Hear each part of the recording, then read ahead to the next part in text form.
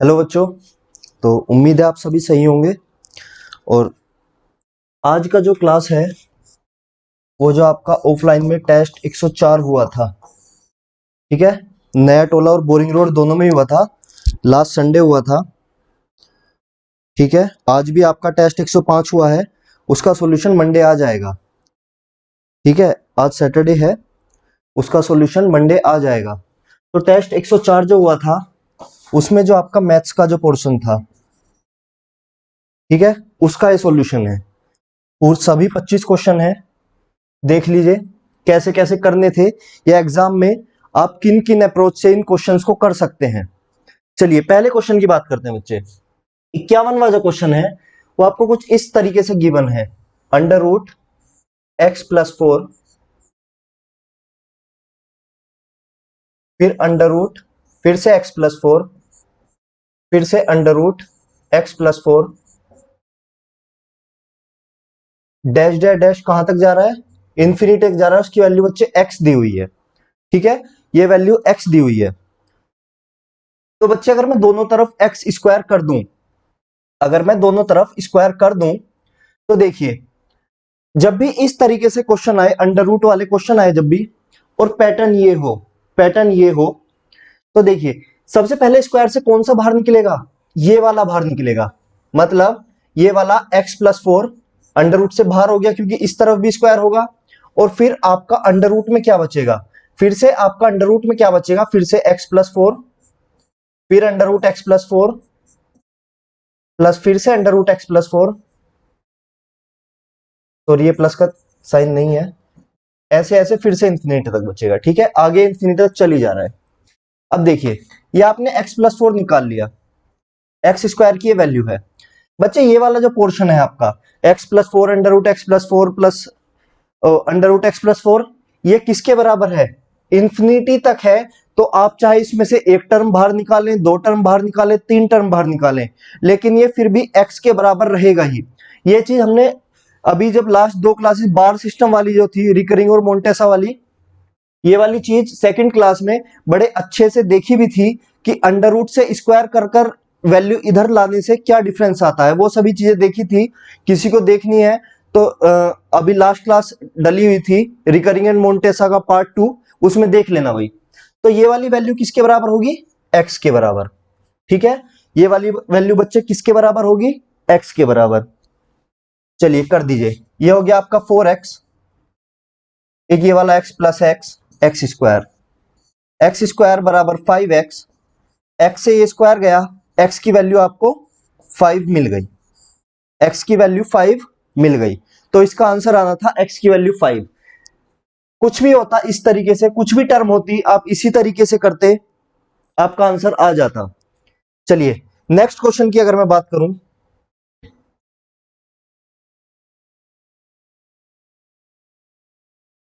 Next question, जिन बच्चों के पास 11th-12th में मैथ्स था या जिन्होंने आगे अपने ग्रेजुएशन और पोस्ट ग्रेजुएशन में मैथ्स कंटिन्यू किया है, वो इस क्वेश्चन को देखकर समझ गए होंगे मैक्सिमम वैल्यू। जिनके पास 9-10 तक मैथ था और उसके बाद मैथ टच नहीं किया है, उन्हें समझ नहीं आया होगा, ठीक है बच्चे। देखिए इसे हम बोलते हैं फंक्शन, लिखते हैं ऐसे f(x), ठीक है, फंक्शन बोलते हैं f(x). इसकी वैल्यू क्या गिवन है, 1/x² प्लस 6x प्लस 10, ठीक है। अधिकतम मान ज्ञात करना है इसका बच्चे, आपको अधिकतम मान ज्ञात करना है, मैक्सिमम फाइंड आउट करना है। कैसे फाइंड आउट करेंगे, इसका करेंगे बच्चे डेरिवेशन, इसका करेंगे डेरिवेशन। जिन लोगों को डेरिवेशन नहीं पता है उन्हें बता दूं कि यदि इस तरीके से आपको करना है dy x का आपको डेरिवेशन करना है तो ये आता है बच्चे 1, ठीक है। इस पर हम एक क्लास ले लेंगे, डेरिवेशन पर, डेरिवेशन पर एक क्लास लगा लेंगे। चलिए अभी देख लेते हैं। देखिए जैसे ये है 1/x² प्लस, अच्छा फंक्शन इसका कर रहे हैं, तो देखिए यहां पर जब भी इस तरीके से आए 1/, मतलब डिवाइड की फॉर्म में आए, मतलब आपका जो है डिवाइड की फॉर्म में आए, तो यहां पर आपको निकालना क्या होता है, D B D A upon D B निकालना हो, डी क्या होता है बच्चे आपका डेरिवेशन, डी क्या होता है आपका डेरिवेशन, तो इसका फॉर्मूला क्या होता है, इसे कुछ इस तरीके से लिखते हैं, D by D X of A upon B, ठीक है, ए अपॉन बी। इस तरीके से जब भी आपको निकालना हो, कोई भी टर्म आपको इस तरीके से गिवन हो, D by D X upon A upon B, तो इसका क्या होता है, नीचे वाले का स्क्वायर होता है, यानी कि बी का स्क्वायर होता है, ठीक है।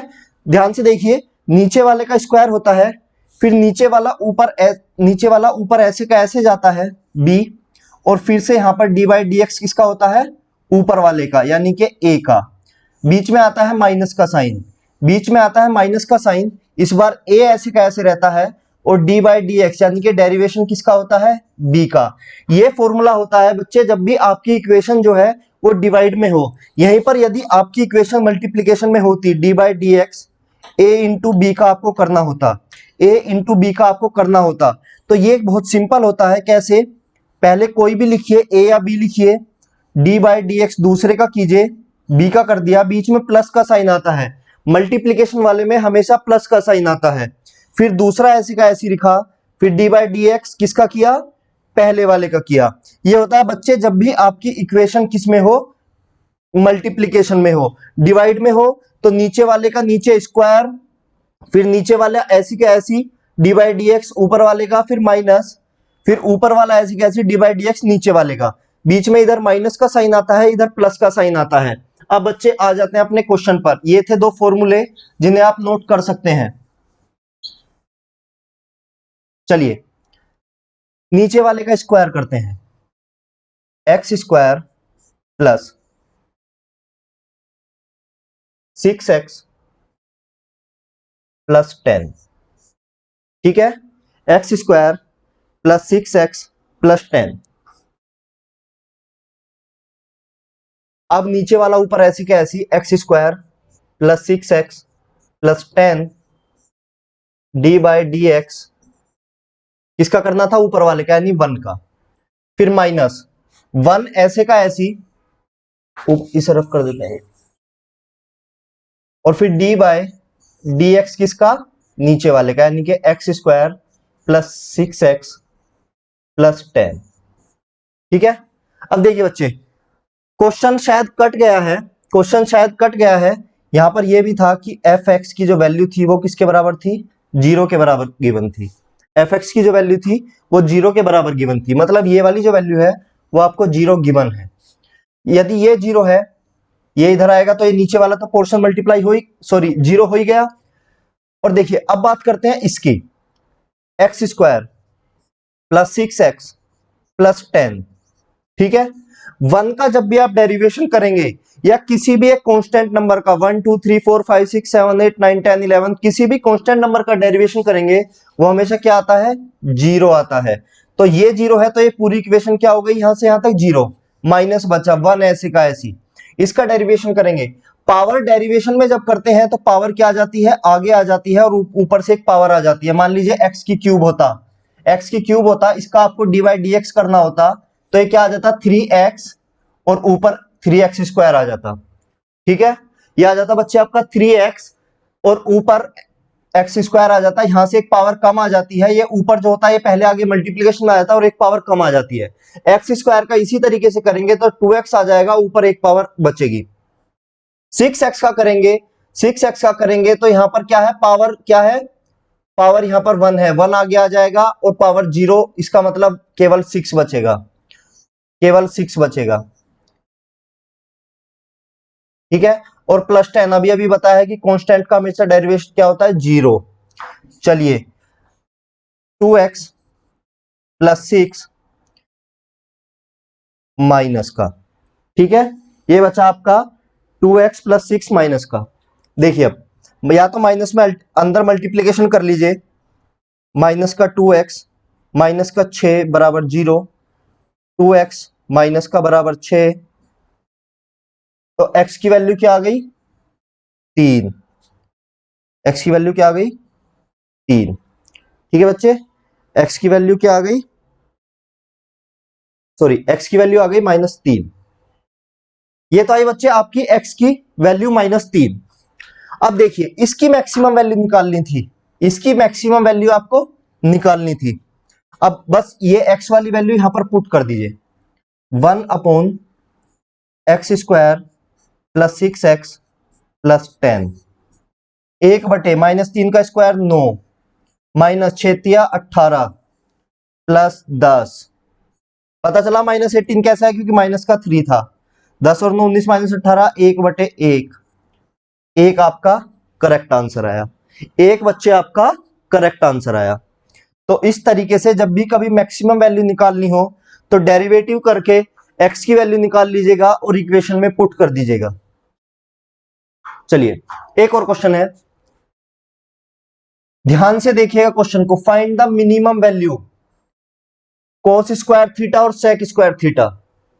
जब भी आपका question cos square theta plus sec square theta पे हो, या A cos square theta plus sec square B sec square theta पर हो, बी सेक स्क्वायर थीटा पर हो, जब भी आपका क्वेश्चन कुछ इस तरीके से हो और आपको गिवन हो ए लेस देन बी, ए लेस देन बी, देख रहे हैं यहां पर क्या है 5, ए की जगह क्या है 5 और बी की जगह क्या है 9, यानी कि 5 लेस देन बी है, 5 लेस देन 9 है। जब भी इस तरीके से हो तो मिनिमम वैल्यू क्या आती है, हमेशा मिनिमम वैल्यू क्या आती है, ए प्लस बी आती है, मतलब 5 + 9 मतलब 14 आती है, 5 + 9 14, ए ऑप्शन। जब भी ट्रिग्नोमेट्री पढ़ेंगे ये सभी चीजें सीखेंगे कि ये क्यों आती है, या cos square theta plus sec square theta के लिए ये है, cos theta plus sine theta के लिए क्या आती है, इस तरीके से सभी के लिए मैक्सिमम और मिनिमम वैल्यू सीखेंगे। चलिए अब चलते हैं थर्ड क्वेश्चन पर। Find the value of 1 minus cos A upon 1 plus cos A, इसकी वैल्यू निकालनी है। ऑप्शन देख लीजिए, कोस और साइन में ही है, ऑप्शन कोस और साइन में ही है। चलिए तो क्या करेंगे, 1 minus cos A upon 1 plus cos A, 1 minus cos ए से नीचे भी मल्टीप्लाई की और 1 माइनस कोस ए से ऊपर भी मल्टीप्लाई की। कोई फर्क पड़ेगा, कोई फर्क नहीं पड़ेगा हमारी इक्वेशन पे। अगर हम ऊपर और नीचे एक ही नंबर से मल्टीप्लाई कर दें, अगर मैं यहां पर दोनों ऊपर भी 2 से मल्टीप्लाई कर देता, 2 से नीचे मल्टीप्लाई कर देता तो कोई फर्क नहीं पड़ता। मैं ऊपर 2 जोड़ देता और ऊपर ही 2 घटा देता तो कोई फर्क नहीं पड़ता। मतलब अगर ऊपर नीचे, अगर आपकी इक्वेशन डिवाइड में है और मैं ऊपर नीचे सेम नंबर से मल्टीप्लाई कर रहा हूं तो कोई फर्क नहीं पड़ेगा। चलिए नीचे वाला देखिए, ये आपका क्या हुआ, ए प्लस बी, और ये आपका हुआ ए माइनस बी। ठीक है, ये आपकी इक्वेशन बनी ए प्लस बी और ए माइनस बी से। तो नीचे वाला आपका क्या हो जाएगा, 1 का स्क्वायर माइनस कोस स्क्वायर ए। ठीक है, ए स्क्वायर माइनस बी स्क्वायर होता है ए प्लस बी और ए माइनस बी, और ऊपर वाला हो जाएगा 1 माइनस कोस ए का होल स्क्वायर, क्योंकि 2 गुना 2 क्या होता है आपका 2 का स्क्वायर। तो ऐसे ही मान लीजिए ये है ए और ये भी ए इंटू ए स्क्वायर। चलिए 1 माइनस कोस स्क्वायर ए क्या होता है, एक फॉर्मूला आपने पढ़ा होगा, sine square A plus cos square A equals to होता है 1। कोस को मैं इधर लेकर गया तो ये मेरा बना साइन स्क्वायर ए बराबर 1 माइनस कोस स्क्वायर ए। 1 माइनस कोस स्क्वायर ए यही है तो यहां पर लिख दीजिए साइन स्क्वायर ए, 1 माइनस कोस ए का होल स्क्वायर। ठीक है, और बच्चे ट्रिग्नोमेट्री के क्वेश्चन आपके हर एग्जाम में आ रहे हैं और मैं सभी में जो जो फॉर्मूले लगते हैं वो बताता चल रहा हूं, तो नोट्स बनाते चलिएगा। तो मैं इसको कर सकता हूं 1 minus cos A upon sine ए का कंप्लीट का स्क्वायर। कौन से फॉर्मूले में है, सॉरी कौन से ऑप्शन में है, ए ऑप्शन में है, तो ए ऑप्शन आपका करेक्ट आंसर होगा। पानी पी लेता हूं।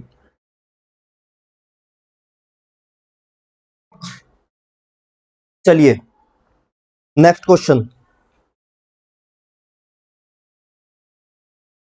देखिए बच्चे, एक ट्राइंगल है आपके पास,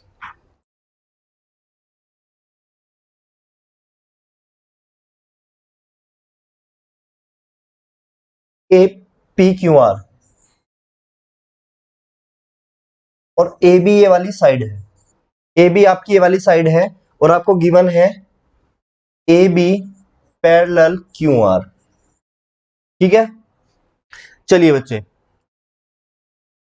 ये आपको 9 गिवन है, ये 4 गिवन है, और ये 12 गिवन है। ये 9 सेंटीमीटर है, 4 सेंटीमीटर है, 12 सेंटीमीटर है। आपको निकालना क्या है? आपको निकालना है पीबी। आपको ये निकालना है, यहां से यहां तक का निकालना है। चलिए करते हैं।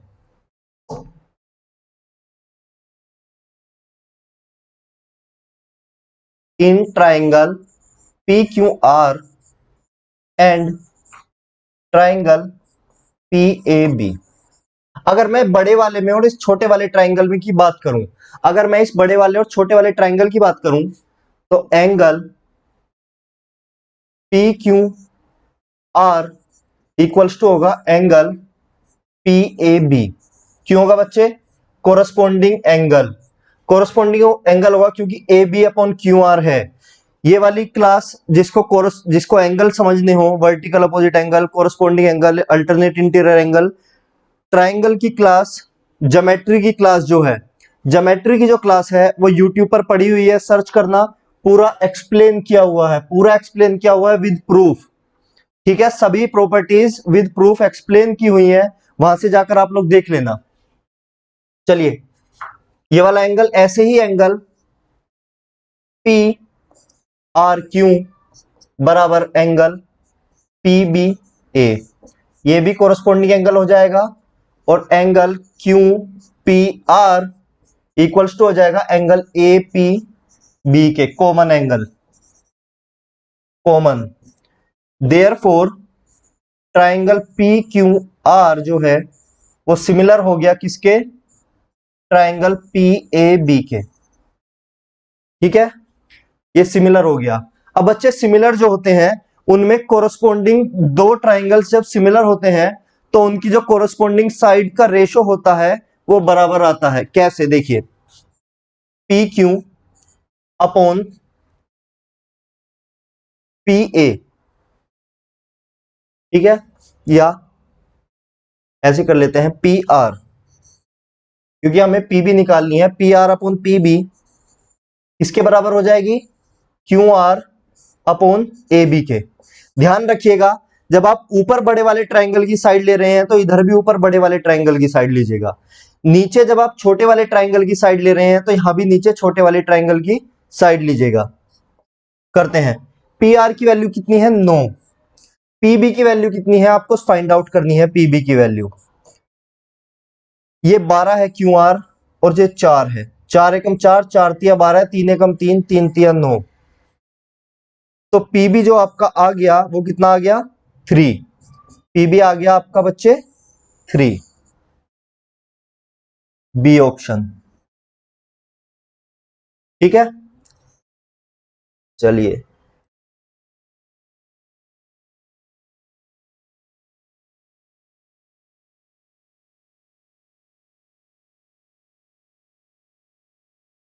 छप्पन क्वेश्चन पर, 56 पर।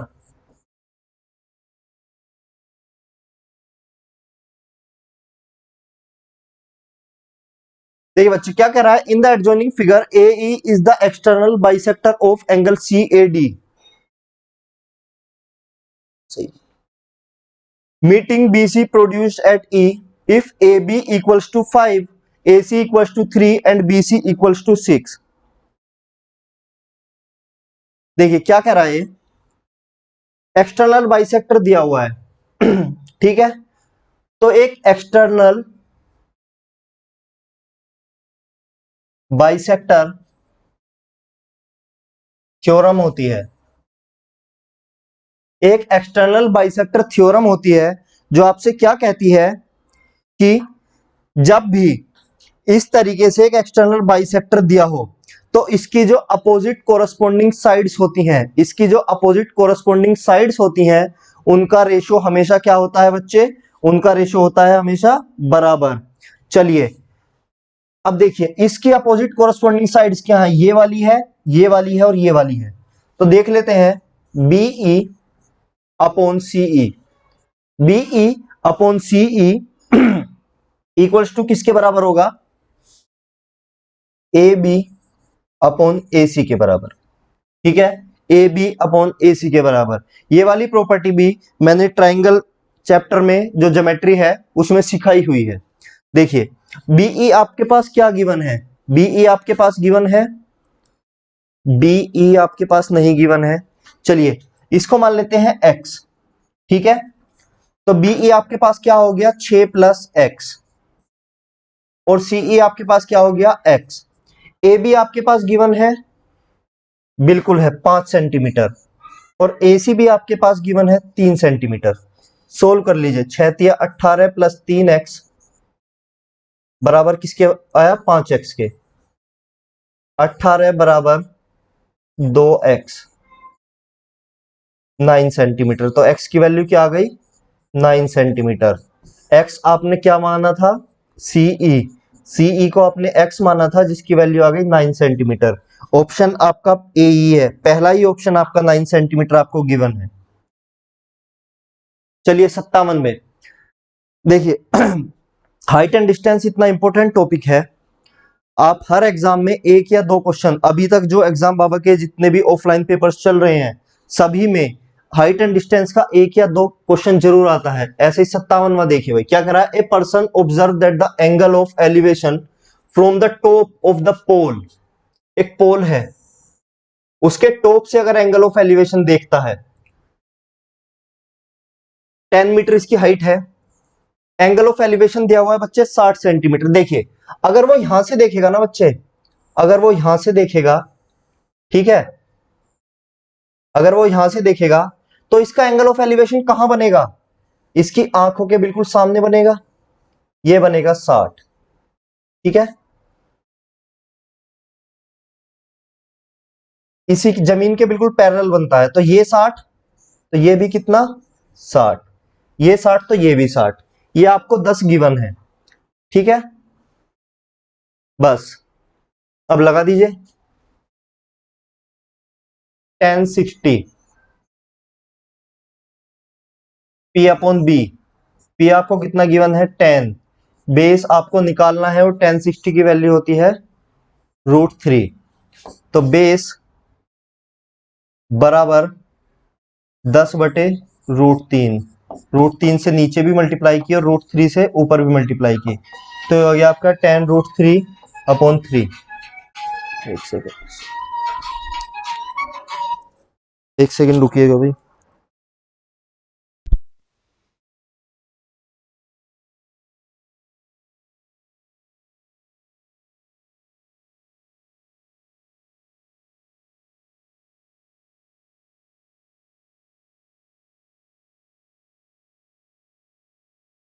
चलिए भाई ये आ गया आपका tan√3/√3। ऑप्शन शायद मिसिंग है, ठीक है, ऑप्शन शायद मिसिंग है, तो सी या डी कोई सा ऑप्शन होगा आपके पेपर में, tan√3/√3। चलिए नेक्स्ट क्वेश्चन की तरफ चलते हैं। देखिए नेक्स्ट क्वेश्चन बहुत ही बढ़िया क्वेश्चन है, जिसने दिमाग लगाया होगा उसने एक सेकंड में कर लिया होगा, और जिसने दिमाग नहीं लगाया होगा, जो अपने पुराने मेथड से करता चला होगा, उसने बहुत टाइम लिया होगा। दोनों मेथड से करेंगे। देखिए बच्चे रेशो दिया हुआ है 3 साइड का, ठीक है, मान लिया ए मैंने मान लिया 3x, बी मैंने मान लिया 4x, और सी मैंने मान लिया 5x। ठीक है, अब एक ऐसा ट्राइंगल निकालने का ट्राइंगल का एरिया निकालने का एक ऐसा फॉर्मूला आता है कि जिसमें केवल और केवल साइड गिवन हो आपको तीनों, जिसमें केवल और केवल आपको तीनों साइड गिवन हो, हाइट वाइट ना पता हो, तो उससे निकालते हैं हीरोन्स फॉर्मूले से। ठीक है, तो उसके लिए हमें जरूरत पड़ती है एस, सेमी पैरामीटर की। सेमी पैरामीटर क्या होता है 3x तीनों साइडों का जोड़ अपॉन 2, कितना आ गया 5 4 9 3 12x अपॉन 2, यानी कि 6x आ गया। ठीक है, एस आ गया आपका 6x। तो area of triangle heron's formula से क्या कहता है, under root S, S minus A, S minus B और एस माइनस सी। एस कितना है आपका 6x, 6x माइनस 3x, यहां से आया आपका बच्चा आपका 3x, यहां से आपका आया 2x और यहां से आया आपका x अंडर रूट में। एरिया ऑफ ट्राइंगल बच्चे क्या गिवन है आपके पास, 144 स्क्वायर यूनिट आपके पास गिवन है, 144 आपने रख दिया, ठीक है।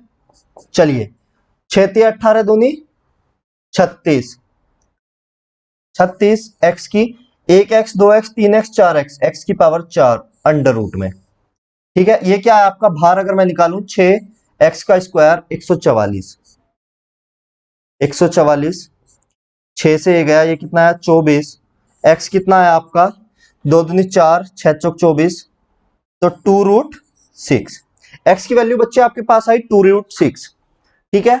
अब अगर x की वैल्यू आपके पास 2√6 आई है तो आप इसकी साइड निकाल सकते हैं, 3 इंटू 2 6√6, ए आपका आया 6√6, बी आपका कितना आया 8√6 और सी आपका कितना आया 5 2 10, 10√6, ठीक है। ऊपर वाला क्वेश्चन रफ कर देते हैं। चलिए आगे क्या कह रहा है बच्चों क्वेश्चन में, then the area of an equilateral triangle whose parameter is same as that of the previous triangle. मतलब इन तीनों का जो पैरामीटर है, पैरामीटर मतलब पैरामीटर क्या होता है, a प्लस बी प्लस सी, ये 6 10 18 10 18 24√6, 24√6, ठीक है।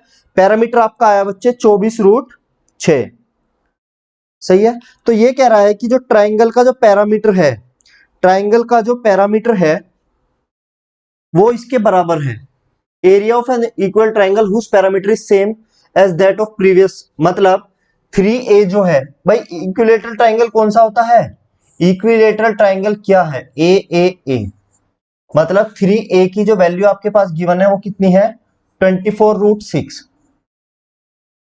मतलब एक साइड की वैल्यू क्या आई 8√6। अब आपसे पूछा था area, area of equilateral triangle कितना आएगा, √3/4, 8 8 64 मल्टीप्लाई 6, इसका स्क्वायर किया √3/4, ए स्क्वायर होता है 8 का स्क्वायर 64 और अंडर रूट से 4 से काटा 16 चौका 64, 96√3, 96√3, ठीक है। एरिया ऑफ इक्विलेटरल ट्राइंगल क्या है 96√3।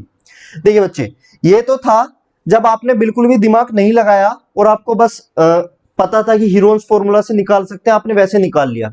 एक और तरीका है बच्चे, इतना सब करने की जरूरत ही नहीं है, मतलब आपको इतना सब करने की जरूरत ही नहीं है, आप कितना पार्ट स्किप कर सकते हैं। देखिए उसने आपको क्या गिवन है, उसने जो आपको साइड का जो रेशो गिवन है, उसने जो आपको साइड का रेशो गिवन है वो कितना गिवन है बच्चे 3 4 और 5, ठीक है। 3 4 और 5, इन तीनों नंबर्स पर ध्यान दीजिएगा, 3 4 और 5, कुछ याद आ रहा है, 3 का स्क्वायर प्लस 4 का स्क्वायर बराबर किसके होता है 5 के स्क्वायर के, 3 3 9 प्लस 16 बराबर 25, यही होता है। मतलब ये आपके राइट एंगल ट्राइंगल बना रहे थे, ये वाली जो तीनों पार्ट थे आपके, ये आपका क्या बना रहे थे, ये आपका राइट एंगल ट्राइंगल बना रहे थे। ये आपका इस तरीके से बना रहे थे जिसमें ये आपका 3x था, ये आपका 4x था और ये आपका 5x था। अगर राइट एंगल ट्राइंगल बना रहे थे ये आपका, अगर बच्चे ये तीनों मिलकर राइट एंगल ट्राइंगल बना रहे थे, कुछ नंबर्स ऐसे पेयर होते हैं जो मिलकर राइट एंगल ट्राइंगल बनाते हैं, 3 4 5 उनमें से भी एक ही है, ऐसे ही है। तो आपको हीरोन्स फॉर्मूला लगाने की जरूरत भी नहीं थी, बेस इंटू हाइट से भी करते तो भी आ जाता आपका। 1/2 गुना बेस कितना था 3x, हाइट कितनी थी 4x, 6x स्क्वायर, बाद में भी तो आपका यही बन रहा था, हीरोन्स फॉर्मूला से भी तो आपका 6x² ही बन रहा था, लेकिन वहां पर आपको पहले सेमी पैरामीटर निकालना पड़ा, फिर सबकी मल्टीप्लिकेशन करनी पड़ी, वो थोड़ा लंबा प्रोसेस था। अगर आप इन नंबर्स को देखकर पहचान जाते हैं तो प्रोसेस आपका बहुत आसान हो जाता है। फिर बाकी वही था, यहां से आप x की वैल्यू निकाल लेते, 2√6, 2√6, a का निकाल लिया 6√6, b निकाल लिया 8√6, c निकाल लिया 10√6, पैरामीटर निकाल लिया 24√6। अब क्वेश्चन में कह रहा था कि इस वाले ट्राइंगल का जिसका एरिया 144 सेंटीमीटर स्क्वायर था, इस वाले ट्राइंगल का जो पैरामीटर होगा वो एक दूसरे इक्विलेटरल ट्राइंगल के बराबर है जिसका पैरामीटर इस वाले ट्राइंगल के पैरामीटर के बराबर है। ठीक है, मतलब इसका पैरामीटर हमारा 24√6 आया था, तो एक इक्विलेटरल ट्राइंगल, जिसकी इक्विलेटरल ट्राइंगल वो ट्राइंगल होता है जिसकी सभी साइड्स बराबर होती हैं, मतलब तीनों ही साइडें 1 a मानी, 3a की वैल्यू आपने किसके बराबर रख दी, 24√6 के, और 3a की वैल्यू निकालने के बाद आपने a की वैल्यू निकाल ली, और अब आपको एरिया ऑफ इक्विलेटरल ट्राइंगल पता है, √3/4 a²। किया, सोल्व किया, एरिया आ गया 96√3। चलिए नेक्स्ट क्वेश्चन। नेक्स्ट क्वेश्चन क्या कह रहा है, फ्रॉम अ पॉइंट,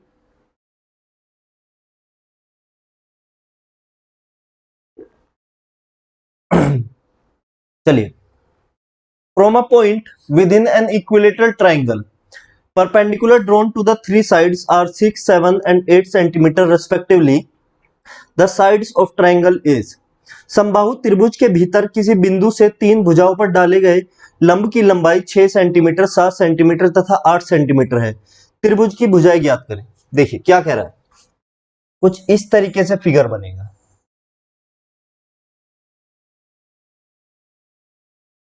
किसी पॉइंट से ये और ये 90 डिग्री डाला गया,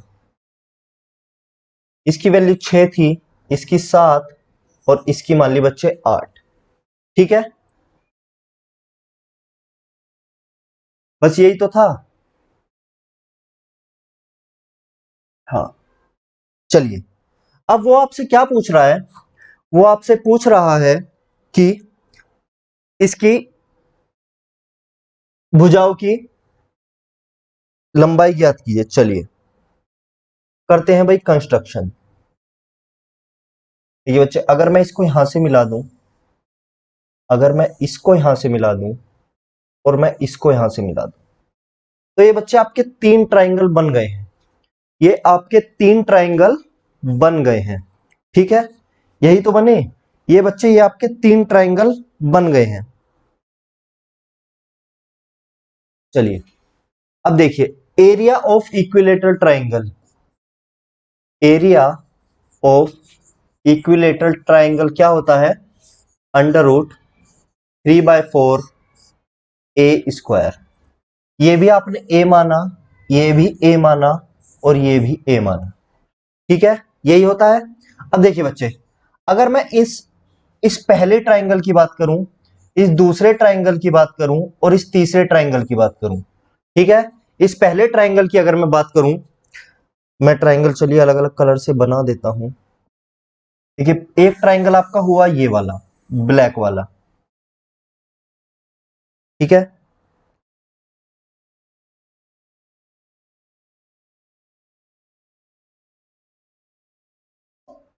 एक ट्राइंगल हुआ आपका ये वाला, ठीक, और एक ट्राइंगल हुआ आपका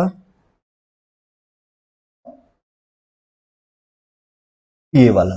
ठीक है, अगर बच्चे मैं पहले ट्राइंगल की बात करूं तो ये होगा 1/2 इंटू बेस कितना है पहले ट्राइंगल में a, और हाइट कितनी है 6, प्लस भाई इस पूरे ट्राइंगल का जो एरिया होगा वो इन तीनों ट्राइंगलों के सम के बराबर ही तो होगा।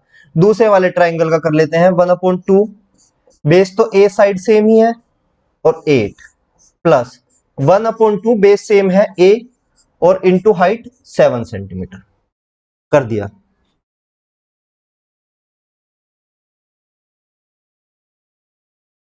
फिर से करिए, √3/4 a² बराबर 1/2, a सभी से कॉमन ले लिया, 1/2 a कॉमन ले लिया, अंदर क्या बचा 6, प्लस 8 प्लस 7, इस ए से ये गया, ठीक है, √3/4, 1/2, 8 और 7 15 6 21, इससे ये गया 4 एकम 2 से ये 2 बचा, 21 दूनी 42, तो ए आपका क्या बना 42√3, 42/√3।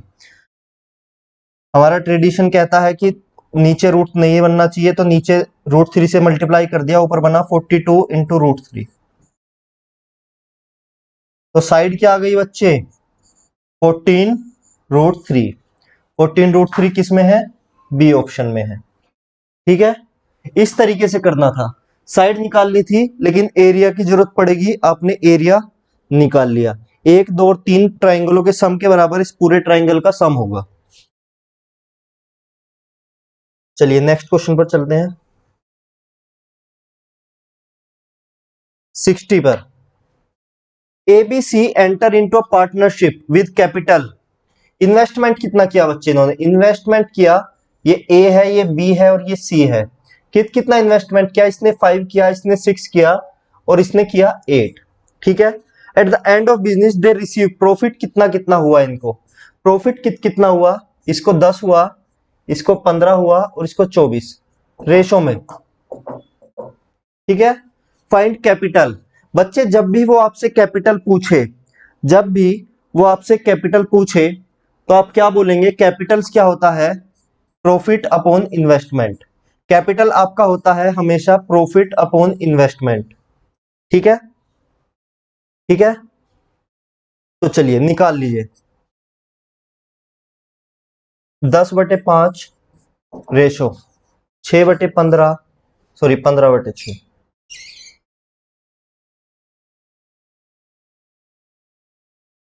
24,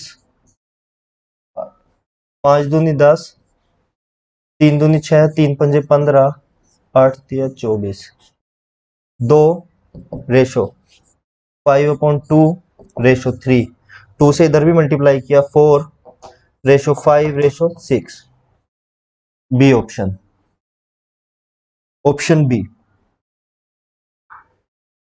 चलिए out of 11% 10% spend 30 each on their meals, 11th spent ₹20 more than the average expenditure of all of them, the total money spent by all of them is, चलिए हमने मान लिया लेट टोटल मनी स्पेंड कितनी 11x, 11x सभी ने भेजी थी, मतलब 11x सभी ने इन्वेस्टमेंट किया था, ठीक है। एवरेज मनी निकाल लेते हैं, एवरेज,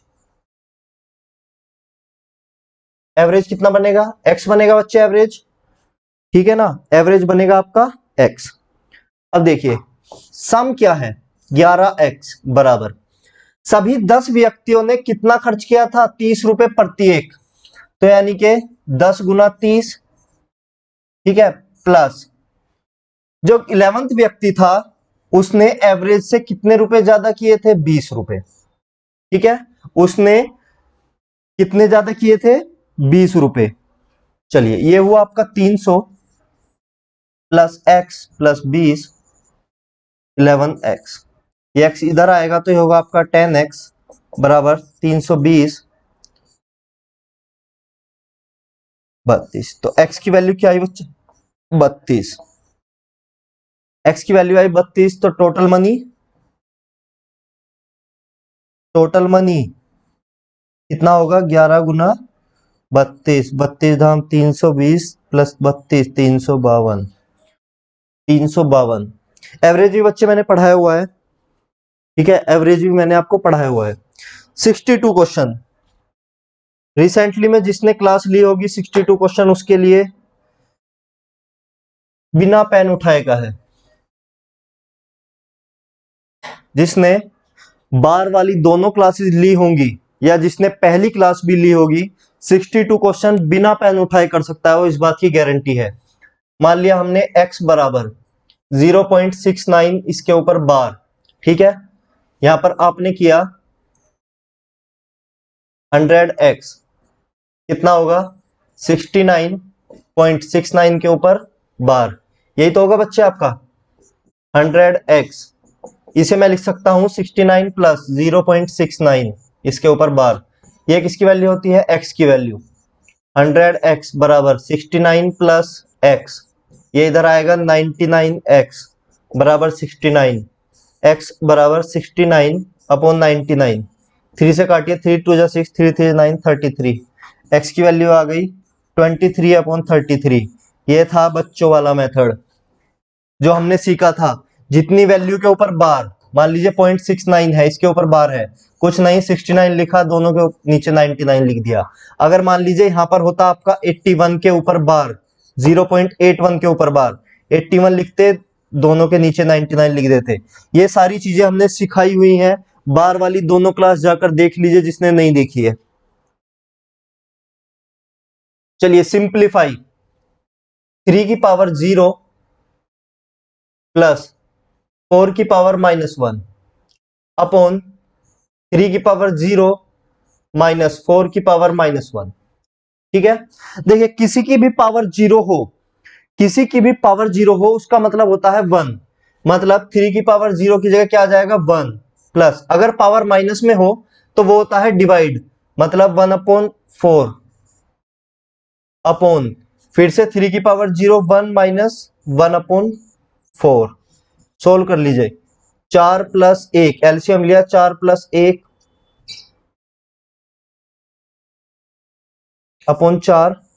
अपॉन 4 माइनस 1 अपॉन 4, 4 से 4 गया, यह है आपका 5/3। 5/3 किस ऑप्शन में है, डी ऑप्शन में है, डी ऑप्शन आपका correct answer. Race,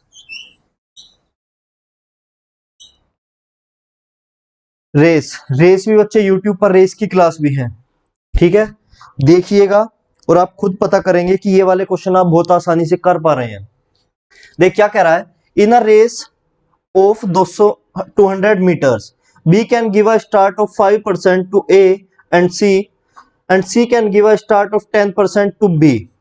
The start that C can give to A in the same race is, देखिए बच्चे स्टार्ट का मतलब होता क्या है, मतलब यदि मैं किसी को स्टार्ट दे रहा हूं, मान लीजिए एक 100 मीटर की रेस में मैं उसे 10 मीटर का स्टार्ट दे रहा हूं, मतलब मैं तो इस जीरो वाले पॉइंट पर खड़ा हूं, मान लीजिए 100 मीटर की रेस है, ठीक है, मैं किसी को 10% स्टार्ट दे रहा हूं, या मान लीजिए मेरी ए है, ए बी को 10 का दे रहा है, तो मुझे तो पूरा 100 मीटर दौड़ना पड़ेगा, लेकिन बी को कितना दौड़ना पड़ेगा, केवल 90 मीटर। बी के लिए केवल केवल रह जाएगा 90 मीटर अगर वो 10 मीटर का स्टार्ट दे रहा है।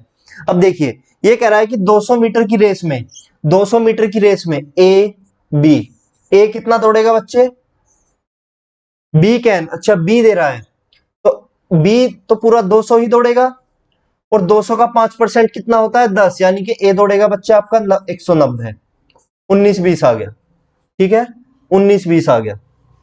अब देखिए बी और सी की रेस में, बी और सी की रेस में C can give start of 10% to B, C तो पूरा 200 ही दौड़ेगा, सी तो पूरा 200 ही दौड़ेगा, और बी कितना, बी को कितना स्टार्ट दे रहा है वो 10% का, यानी कि 20 का, यानी बी दौड़ रहा है 180, 20 और 18, ठीक है। अब देखिए तीनों का रेशो निकालना है, ए बी और सी का, यहां पर 19 और 20 है, और यहां पर कितना है 18 और 20, ठीक है, 18 और 20।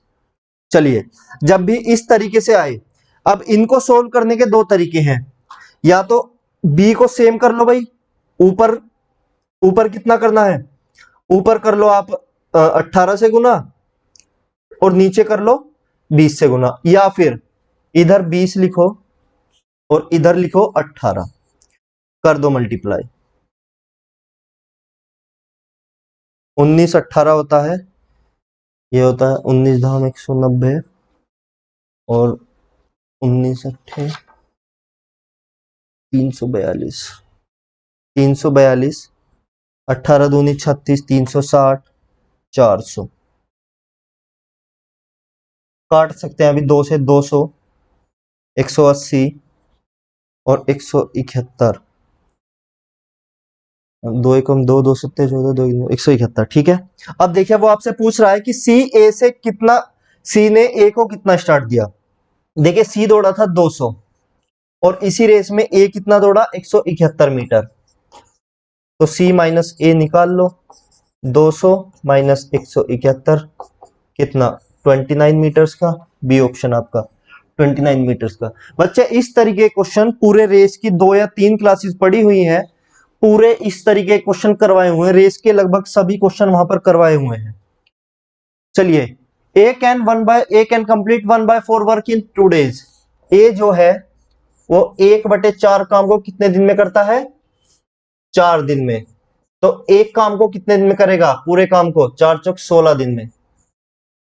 भाई किसी काम का 1/4 काम वो 4 दिन में करता है, तो उसी को पूरा कितने में करेगा, 16 दिन में।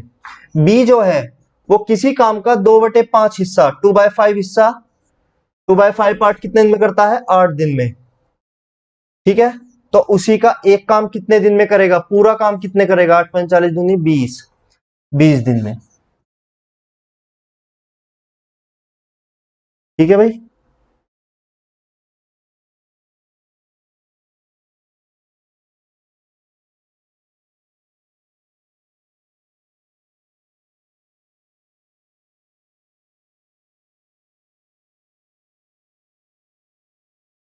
चलिए तो अब कर लेते हैं भाई। ये 16 में कर रहा है ए और बी कर रहा है 20 दिन में। 16 चौका 16 पंजे 80, ये कर रहा है 16 पंजे 80, बी ये कर रहा है 20 चौका 80। मतलब ए प्लस बी की टोटल एफिशिएंसी कितनी आ गई, 9। ए प्लस बी की टोटल एफिशिएंसी कितनी आ गई, 9। ये आ गया टोटल वर्क। तो डेज कितना लेगा, 80/9, 9 8 जा 72, 8/9, 8 सही 8 सही 8/9 दिन, 8 सही 8/9 डेज। सब पढ़ाया हुआ है तुम्हें सब। LCM of 3 different number is 160. Which of the following cannot be their HCF?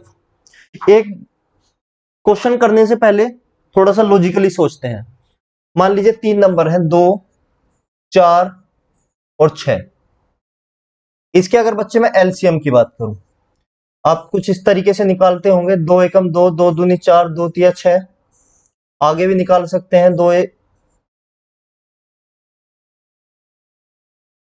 कैसे निकालते हैं, इसके एलसीएम का 3 दूनी 6 दूनी 12 एलसीएम आएगा। अगर बच्चे मैं इसी की एचसीएफ की बात करूं, 2 4 और 6, 2 एकम 2, 2 दूनी 4, 2 तिया 6। अब आप इसका एचसीएफ नहीं निकाल सकते, केवल और केवल 2 आया एचसीएफ, ठीक है। एक और देखते हैं, एक और लेते हैं, 3 9 और 12। पहले 2 से ये 3, पहले एलसीएम निकालते हैं बच्चे, एलसीएम 2, ये 9, ये 6, फिर से 2 से चला जाएगा 3 9 और 2 3 जा, अब 3 से जाएगा, 3 1 जा 3, 3 3 जा 9, 3 2 जा 3 1 जा 3 है, फिर से 3 से जाएगा, 3 3 9 दूनी 18 दूनी 36। इसका आया बच्चे 36। और केवल अगर मैं एचसीएफ की बात करूं, केवल और केवल अगर मैं एचसीएफ की बात करूं, एचसीएफ 3 9 और 12 का अगर मैं एचसीएफ की बात करूं, तो आप इसको 3 से ही काटेंगे पहले, 3 3 9, 3 4 12। अब आप इसका एचसीएफ नहीं निकाल सकते, मतलब एलसीएम कितना आएगा 36 और एचसीएफ कितना आएगा 3। बच्चे इन दोनों जो मैंने आपको एग्जांपल दिए हैं उसमें एक बात नोटिस कीजिएगा कि एचसीएफ जो है वो हमेशा एलसीएम को डिवाइड कर देता है, मतलब एचसीएफ हमेशा ही एलसीएम का पार्ट रहा है, हमेशा ही एलसीएम का फैक्टर रहा है एचसीएफ।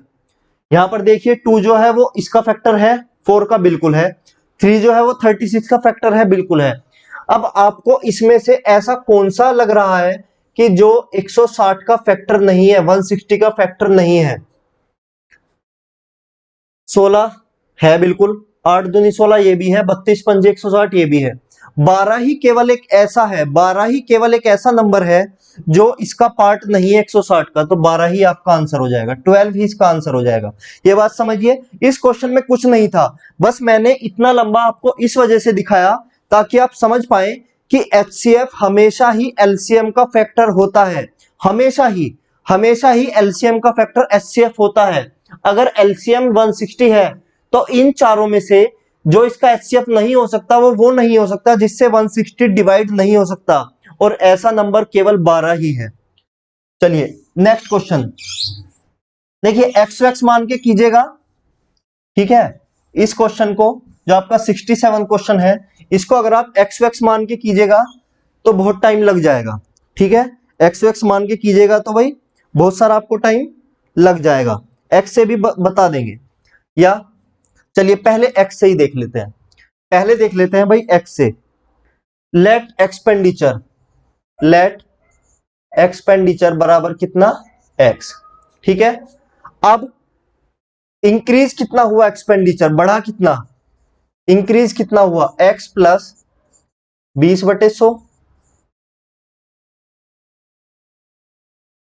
यही तो हुआ, एक्स प्लस 20/100 किसका, एक्स का, यही तो हुआ। 5 एकम 5 प्लस 6/5 एक्स, 6/5 एक्स, ये बढ़ा।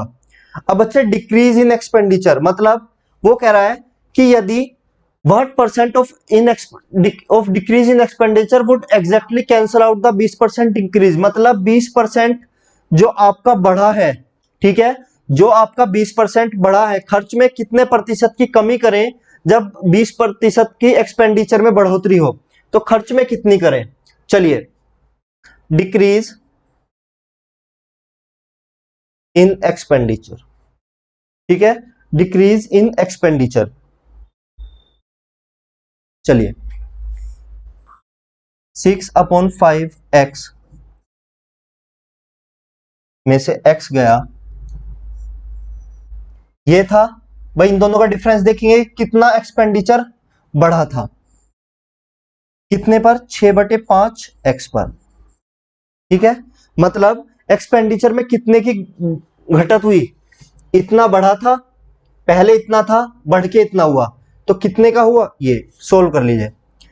5 एकम 5, ये हुआ आपका 1/5 एक्स बटे 6/5 एक्स, एक्स से एक्स गया, 5 से 5 गया, या आपका 1/6, 1/6 क्या होता है, 16 सही 2/3, 1/6 होता है आपका बच्चे 16 सही 2/3।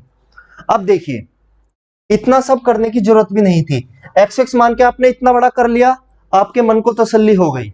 आपने एक्सपेंडिचर पहले एक्स मान लिया था, इंक्रीज हुआ एक्स पे कितना हुआ, एक्स का 20% इंक्रीज हुआ, इतना इंक्रीज हुआ। डिक्रीज इन एक्सपेंडिचर कितना हुआ, इतना, मतलब कितने आपको कितने घटोतरी करनी थी, इतने में से जो पहला था उसकी घटोतरी कितने, 6/5 पर, ठीक है। ये आपने एक्स वैक्स मानकर कर लिया।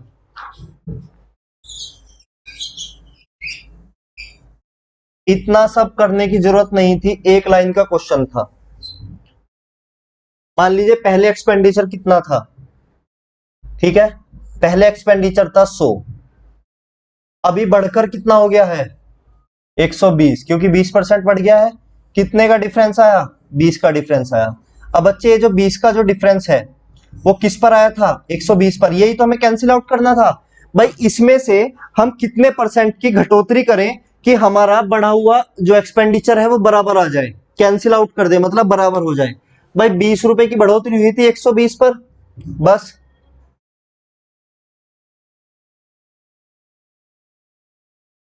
10, 2×6 = 12, 1/6 गुना में 100, 16×6 सही 4/6, 2/3, 16 सही 2/3%, बस इतना ही था, एक्स वैक्स मानने की जरूरत ही नहीं थी। और बच्चे CI SI वाले जो क्वेश्चन होते हैं उसमें एक्स वैक्स मानने की तो जरूरत होती ही नहीं है, एक्स मानने की जरूरत होती ही नहीं है, परसेंटेज से ही सब कुछ निकल आता है। चलिए क्या कह रहा है देखिए, ए shopkeeper earns a profit of 12% on selling a watch at, अरे भैया किसका हो सकता है भाई, तुम्हें बाहर बैंड बाजे की आवाज आ रही हो, ठीक है, तो थोड़ा सा इग्नोर कीजिएगा। खिड़की में देख लेता हूं एक बार, खिड़की बंद है। चलिए भाई, a shopkeeper earns a profit of 12% on selling a watch at 20% discount on printed price. मान लीजिए आपका प्रिंटेड प्राइस जो था वो कितना था, 100 रुपए था, ठीक है, 20% का डिस्काउंट दिया, 20% का डिस्काउंट, इसके बाद कितना आ गया, यानी कि 80 में उसने सेल कर दिया, ठीक है, द रेशो ऑफ, और उसके बाद भी बच्चे उसे 12% का प्रॉफिट हुआ, उसके बाद भी उसे क्या हुआ, उसके बाद भी उसे 12% का प्रॉफिट हुआ, तो सीपी क्या होगा, सीपी आपका क्या होगा, 80 पे 12% का प्रॉफिट, 100/112, भाई 100 पे 12 का प्रॉफिट हुआ, 100/112 कर लीजिए, 100, सॉरी सोल्व कर लीजिए, 40, 2 पंजे 10, 2 छिक्का 12, 20, 28, 7 चौक 28, 4 पंजे 20,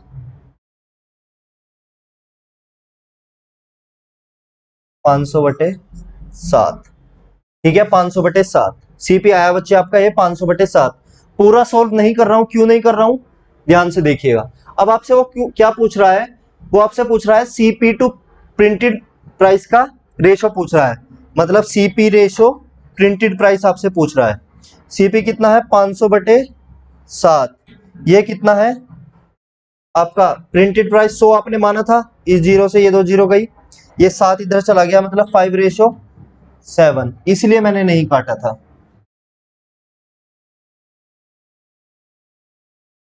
चलिए next question, with a given rate of simple interest the ratio of principal and amount for a certain period is 5:6, then after 3 years with the same rate of interest the ratio of principal and amount become 2:3, then the rate of interest is।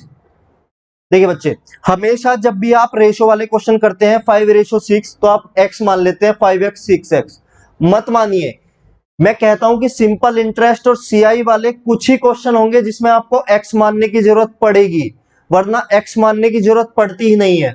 देखिए, principal और amount, मान लीजिए principal 5 था और amount 6 मान लिया, ठीक है, अमाउंट 6 मान लिया, अगर प्रिंसिपल 5 है और अमाउंट उसको 6 मिला तो इंटरेस्ट कितना हुआ, एक ही तो हुआ, अमाउंट माइनस प्रिंसिपल ही तो होता है इंटरेस्ट, ठीक है, यही तो होता है। तो देखिए सिंपल इंटरेस्ट का फॉर्मूला आपको पता होगा, P into R into T upon 100, principal कितना 5, रेट आपको नहीं पता, टाइम आपको नहीं पता, सो सिंपल इंटरेस्ट एक आपको पता है, 5 एकम 20, यानी R इंटू टी आपके पास कितना आ गया 20, पहली इक्वेशन।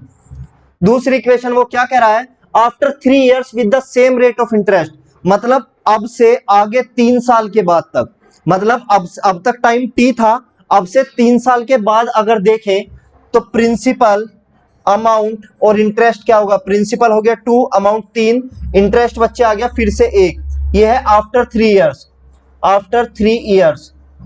फिर से एसआई का फॉर्मूला लगा दो, P into R into T upon 100, principal कितना था,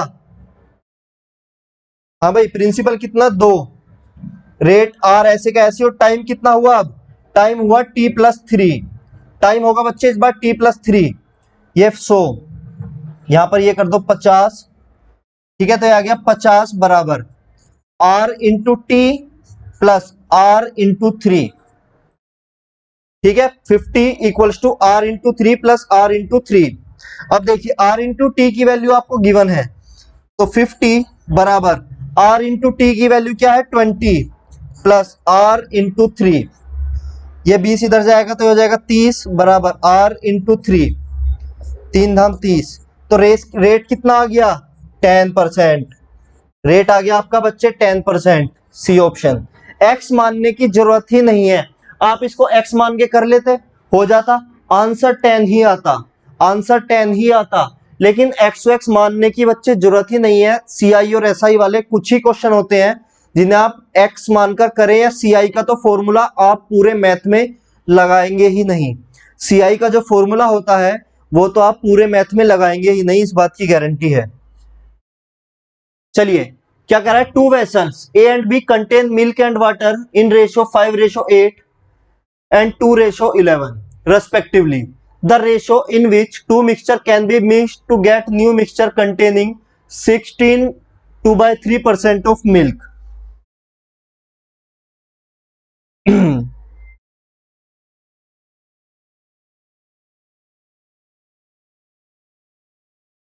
चलिए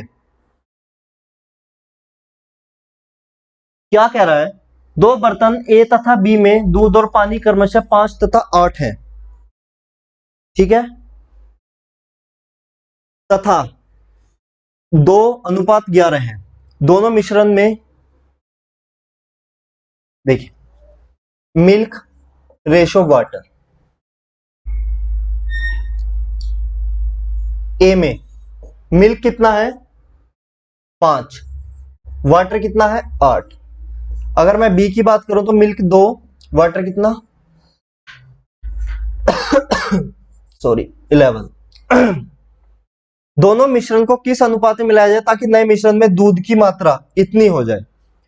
अब देखिए मान लीजिए एक गिलास में पानी है, ठीक है, एक गिलास में पानी है और दूध है, ठीक है।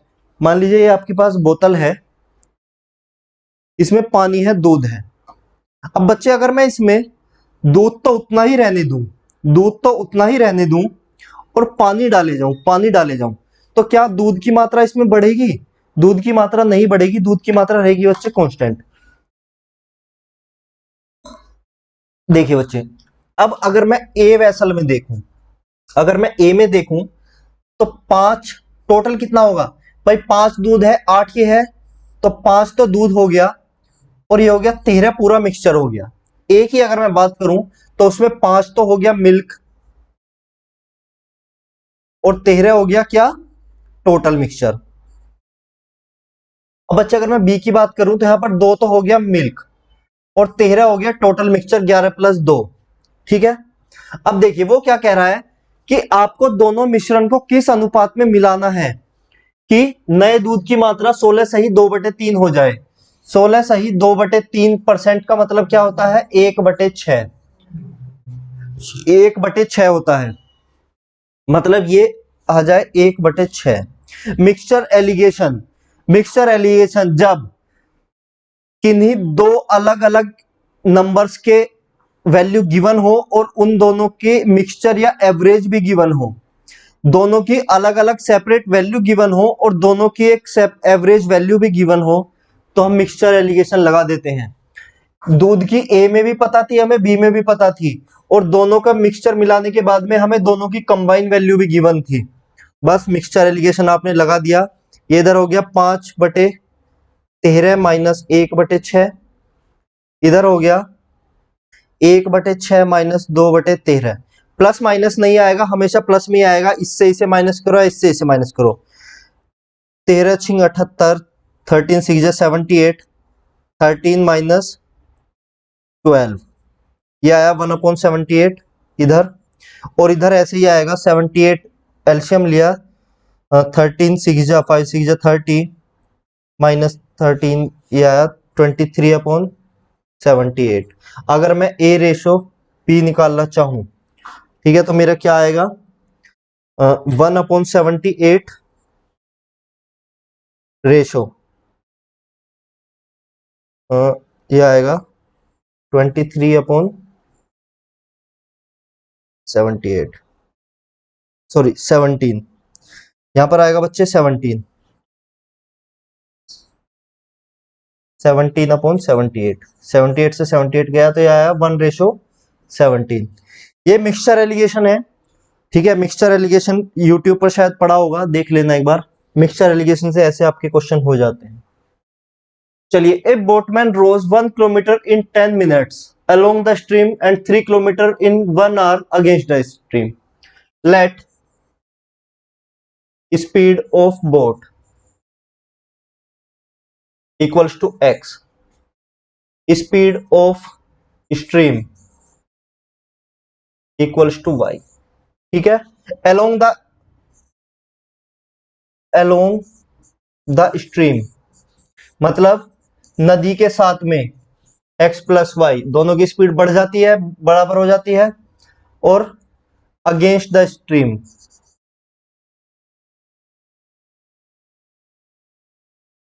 x माइनस वाई, ये हो जाती है।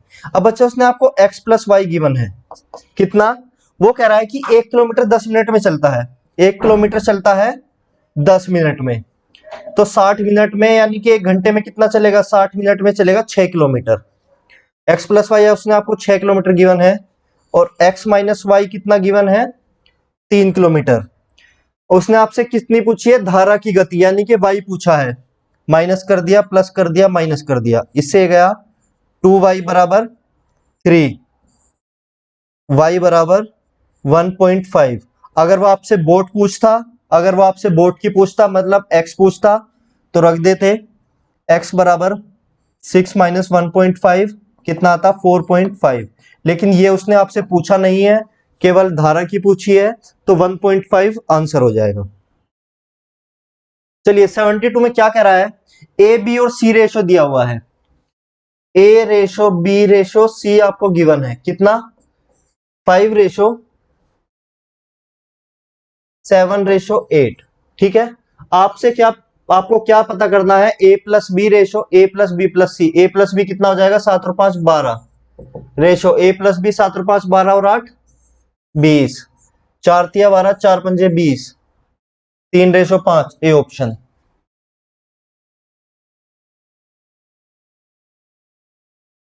चलिए 73 वाला, कल ही वीडियो डाली है, कल ही वीडियो डाली है डेटा इंटरप्रिटेशन की सेकंड क्लास, और पहली क्लास पहले डली हुई थी, तो जाकर देख लेना, ऐसे क्वेश्चन आपको मिल जाएंगे।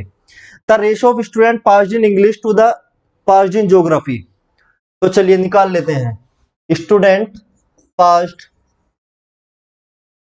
इन इंग्लिश, इंग्लिश वाला पोर्शन क्या है 144 डिग्री, तो 144/360 करेंगे, ठीक है, मल्टीप्लाई टोटल स्टूडेंट कितने हैं 1200, 12 एकम 12, 12 तिया 36, 3 एकम 3, 3 चौक 12, 3 अट्ठे 24, 480। ठीक है, और students passed in geography, geography कितना है 20 गुना में 1200/100, 12 दूनी 24, 240, रेशो पूछा है 480 रेशो 240, 24 एकम 24 दूनी 48, 2:1, ऑप्शन डी। चलिए 74,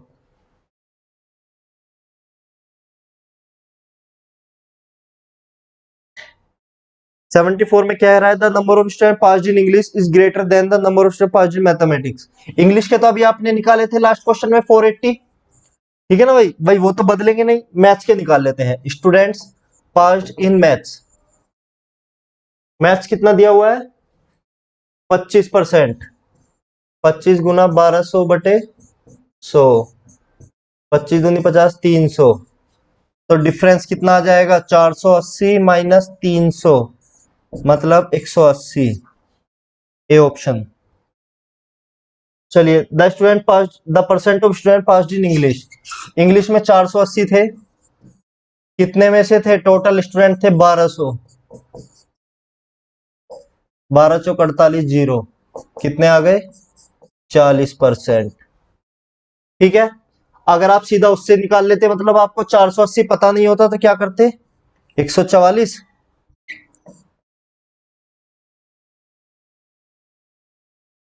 बटे 360 गुना, तो 12 तिया 36, 12 एकम 12, चौक 12, फिर भी 40% ही आता। अगर बच्चे आपको 480 गिवन नहीं होता, तो आप सीधा 360 में 144 डिग्री दिया हुआ है, तो कितने परसेंट होगा, ये आप सीधा सीधा यहां से निकाल सकते थे, सीधा सीधा यहां से निकाल सकते थे, क्योंकि ये पूरा होता है बच्चे 360 डिग्री, तो 360 में से 144 कितने परसेंट होता है, 40% होता है, ये आप सीधा सीधा यहां से निकाल सकते थे। चलिए बच्चे, तो ये था आपका टेस्ट 104, 104 था, ठीक है, और क्लास आपकी 1 घंटे से ऊपर की हो गई है। चलिए बच्चे, तो अभी क्या हुआ, अभी रिसेंटली एक बात बताता हूँ आपको। अभी रिसेंटली क्या हुआ कि अभी रिसेंटली जैसे एसएससी का चल रहा है और सभी ने घेराव भी किया है, तो कुछ बच्चे थोड़ा डाउट में हैं, जैसे फोन आ रहे हैं कि सर क्या करना चाहिए क्या नहीं करना चाहिए, या ठीक है कि एग्जाम लीक हो जा रहा है, ये सब हो जा रहा है। तो बच्चे एक बात समझिएगा ध्यान से, हो सकता है थोड़ा सा इस बात से आपको मोटिवेशन मिल जाए। देखिए, शेर हमेशा जंगल का राजा शेर ही क्यों होता है? क्योंकि वो सबसे बड़ा नहीं है। क्यों? क्योंकि सबसे बड़ा हाथी है। वो सबसे तेज नहीं दौड़ता है जंगल में, चीता दौड़ता है। सबसे चालाक नहीं है, क्योंकि लोमड़ी सबसे चालाक है। तो ऐसा शेर के पास क्या है कि वो जंगल का राजा है, कोई और उसके थ्रोन को उसे डिथ्रोन नहीं कर पाया, मतलब उसे उसके सिंहासन से नहीं हटा पाया है। और ये केवल कहानियों में नहीं है कि शेर जंगल का राजा होता है, शेर सच में ही जंगल का राजा होता है। तो बच्चे ऐसा क्या है कि शेर के पास ना सबसे ज्यादा तगड़ा शरीर है, ना सबसे चालाक है, ना सबसे तेज दौड़ता है, मतलब एक एवरेज जानवर, और वो जंगल का राजा कैसे बन गया? तो बच्चे देखिए, क्या है कि शेर हमेशा पॉजिटिव सोचता है। हाथी सोचता है कि मैं सबसे बड़ा तो हूं, लेकिन मैं सबसे चालाक नहीं हूं और मैं सबसे तेज नहीं दौड़ता हूं, मैं बहुत धीमे धीमे चलता हूं। चीता सोचता है कि मैं सबसे तेज तो दौड़ता हूं, लेकिन मेरे पास उतना बलशाली शरीर नहीं है। लोमड़ी सोचती है कि मेरे पास दिमाग तो बहुत तेज है, लेकिन मेरा शरीर बड़ा नहीं है और मैं उतनी तेज नहीं दौड़ती हूँ। तो सभी क्या है, सभी अपनी कमियों को देखते हैं। जबकि शेर क्या है, शेर ऐसा नहीं सोचता है। शेर सोचता है कि अच्छा मुझे शिकार करना है, तो शेर उसका शिकार कर देता है। ठीक है, शेर शिकार कर देता है। शेर अपनी कमियों को नहीं ढूंढता है। तो हो सकता है कि कोई बच्चा आपसे बहुत ज्यादा अच्छा पढ़ता हो, किसी के पास आपसे अच्छी फैसिलिटी हो और वो किसी बहुत बड़े इंस्टीट्यूट में पढ़ रहा हो, बहुत पैसा खर्च कर रहा हो। ठीक है, हो सकता है कि किसी का कोई तुक्का हो, कोई पैसे लीक करा के एग्जाम लीक करा रहा हो, कुछ भी हो। लेकिन बच्चे, आपको अपनी मेहनत नहीं छोड़नी है, आपको अपने दिमाग में नेगेटिव पॉइंट्स नहीं लेके आने हैं। आप पॉजिटिव रहिए, आपका सिलेक्शन हो जाएगा। और सरकार पे दबाव बना हुआ है, यूपीएसआई का नोटिफिकेशन उसी वजह से आ भी चुका है। ठीक है, आप सबके ट्वीट का अपने ट्वीट करते रहिए। ठीक है, चलिए, तो इसी के साथ आज के मोटिवेशन नोट के साथ क्लास खत्म करते हैं। ये टेस्ट आपका 104 का सॉल्यूशन था। टेस्ट 105 का सॉल्यूशन आपको मंडे या ट्यूसडे अवेलेबल हो जाएगा। चलिए, तो धन्यवाद। अच्छा लगे तो शेयर कीजिएगा अपने दोस्तों के साथ भी, क्वेश्चन नोट कीजिएगा। और क्वेश्चन की जो पीडीएफ है वो मैं इसके डिस्क्रिप्शन में आपको पीडीएफ मिल जाएगी, वहां से आप पीडीएफ देख लीजिएगा जिन बच्चों के पास पीडीएफ नहीं है। और लाइक कीजिएगा और चैनल को सब्सक्राइब कीजिएगा। थैंक यू, धन्यवाद।